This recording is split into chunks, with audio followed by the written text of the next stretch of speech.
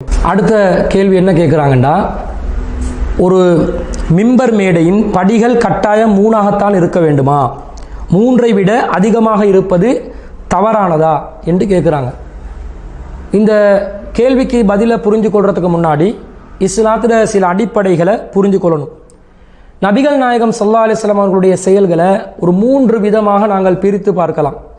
நபிகள் நாயகம் ஸல்லல்லாஹு அலைஹி வஸல்லம் அவர்களுடைய செயல்களை அதை புரிஞ்சு கொள்கிற விதத்தில் 3 வகைகளாக அந்த செயல்களை பிரிக்கலாம். முதலாவது செயல் என்னென்னு சொன்னால், முற்றிலும் வணக்கமாக நபிகள் நாயகம் ஸல்லல்லாஹு அலைஹி வஸல்லம் அவர்கள் செய்த செயல்கள், இபாதத்து, நேரடியாகவே இபாதத்தாக இருக்கும்.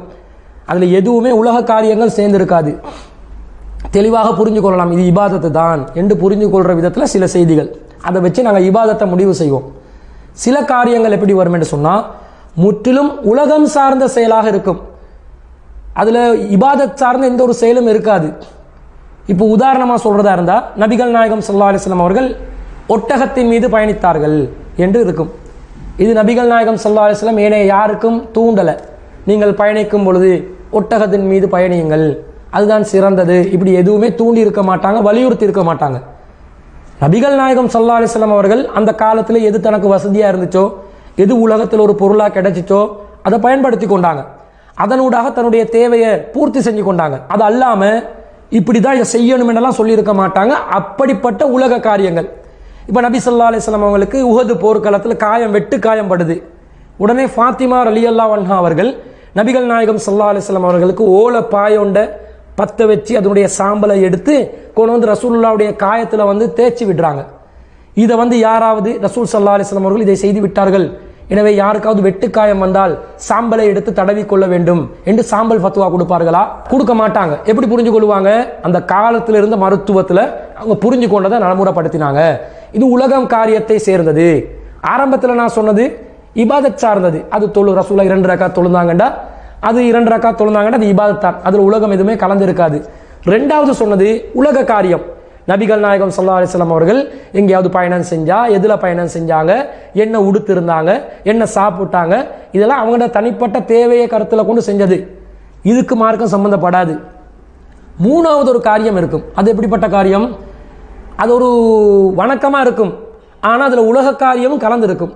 இந்த மாதிரி சில செயல்கள் நபிகள் நாயகம் ஸல்லல்லாஹு அலைஹி வஸல்லம் அவங்களுடைய காரியங்களில் இருக்குது. அப்படிப்பட்ட ஒரு காரியத்துக்கு ஒரு உதாரணம் தான் இந்த மிம்பர் மேடை. நபிகள் நாயகம் ஸல்லல்லாஹு அலைஹி வஸல்லம் அவங்க ஜும்மால உரை நிகழ்த்துறாங்க. இந்த உரை நிகழ்த்துவது என்பது அது இபாதத்து, அது உலக காரியம் இல்லை. ஆனால் அந்த வணக்கத்தை, அந்த இபாதத்தை செய்வதற்காக நபிகள் நாயகம் ஸல்லல்லாஹு அலைஹி வஸல்லம் அவங்க ஒரு மேடையை பயன்படுத்தினாங்க தானே. இந்த மேடையை பொறுத்த அளவில் இது இபாதத்தில் அடங்குமா இல்லையா என்றதை அந்த செய்தியை உன்னிப்பாக கவனித்தால் தான் புரியும். இபாதத்தில் அடங்கினா இபாதத்துன்னு அறிவிச்சிடணும்.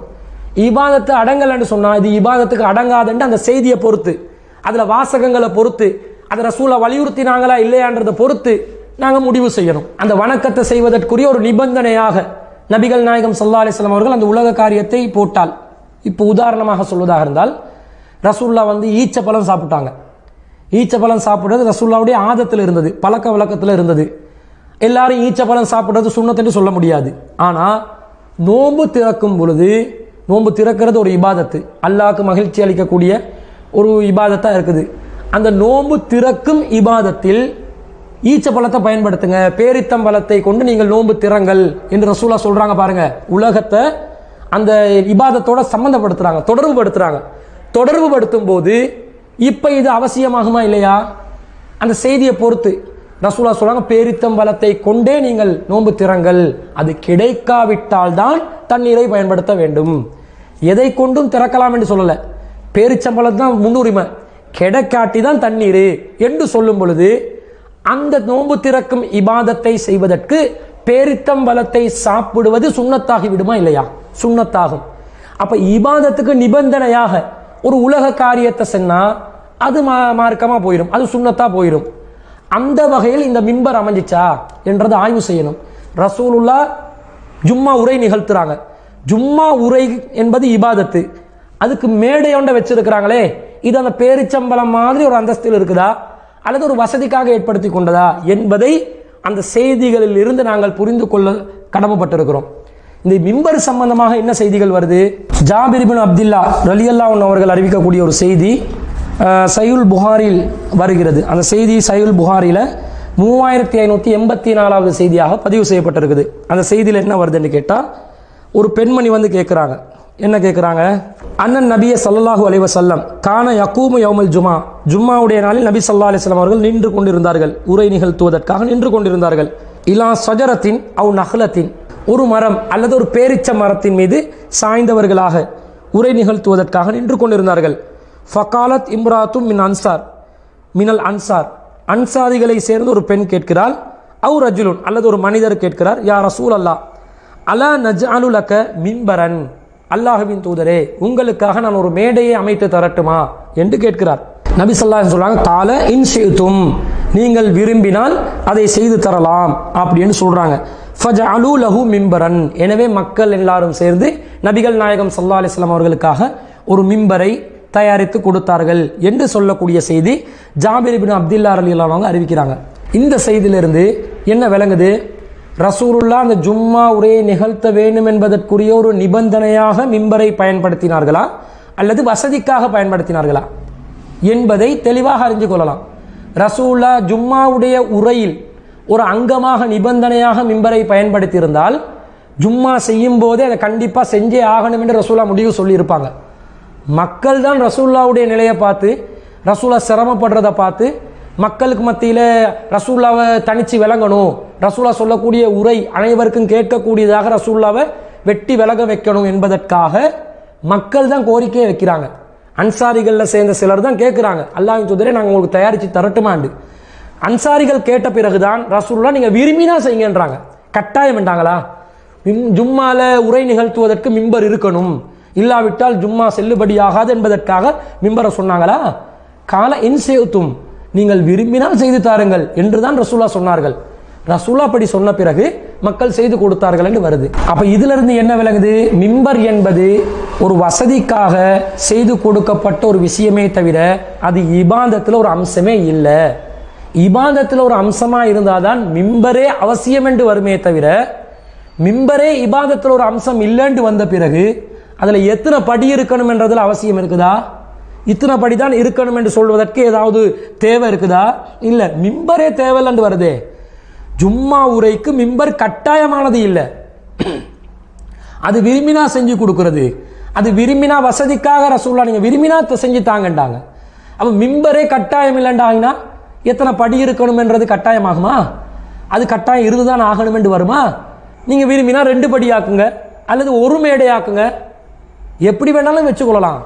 நபி ஸல்லல்லாஹு அலைஹி வஸல்லம் அது கட்டாயப்படுத்தலை, அது இப்படி தான் இருக்கணும் என்று சொல்லலை, அது ஒரு நிபந்தனை ஆக்கலை. எனவே மிம்பர்ல மதுஹபுகள் சொல்லுகின்ற விதத்தில் இத்தனை படி தான் இருக்கணும், அத்தனை படி இல்லாட்டி அது மிம்பரே கிடையாது என்று குர்ஆன் ஹதீஸ்ல எந்த ஒரு ஆதாரமும் இல்லை. இன்னும் சொல்ல போனா ரசூலுல்லாஹ்வுடைய காலத்தில் மிம்பர் எப்படியெல்லாம் இருந்துச்சுன்றதுக்கு வேறு சில ஹதீஸ்கள் வருது. பாருங்க, ஒரு ஹதீஸ் வருது, ரசூல் ஸல்லல்லாஹு அலைஹி வஸல்லம் அவங்க பயன்படுத்தின மிம்பர் எப்படிப்பட்ட ஒரு மிம்பராக இருந்துச்சுன்றதை சஹீஹுல் புகாரில 917வது ஹதீஸ் அறிவிக்குது.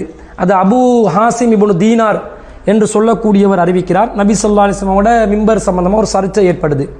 அந்த சர்ச்சை ஏற்பட்ட உடனே சஹல் இப்னு சஅத் ரலியல்லாஹு அன்ஹு அவங்க இந்த மிம்பர் வந்து ரசூலோட எப்படி தயாரிக்கப்பட்டுச்சு, எந்த மரத்தினால் தயாரிக்கப்பட்டுச்சு, இதெல்லாத்தையும் நான் அறிவேன் என்று சொல்லி அந்த செய்தியை சொல்றாரு. சொல்லும் பொழுது அவர் சொல்றாரு, பாருங்க, ரஅய்து ரசூலல்லாஹி ஸல்லல்லாஹு அலைஹி வஸல்லம் ஸல்லா அலைஹா, நபிகள் நாயகம் ஸல்லல்லாஹு அலைஹி வஸல்லம் அவர்கள் மிம்பரின் மீது நின்று தொழுததை நான் பார்த்தேன்.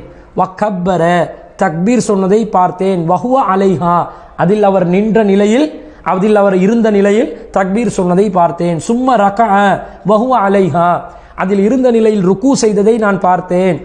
சும்ம நஸலல் கஹ்கரா ஃபஸஜத ஃபி அஸ்லில் மிம்பரி, பிறகு மிம்பர்லிருந்து கொஞ்சம் விலகி கீழே இறங்கி சஜ்தா செய்ததை நான் பார்த்தேன்.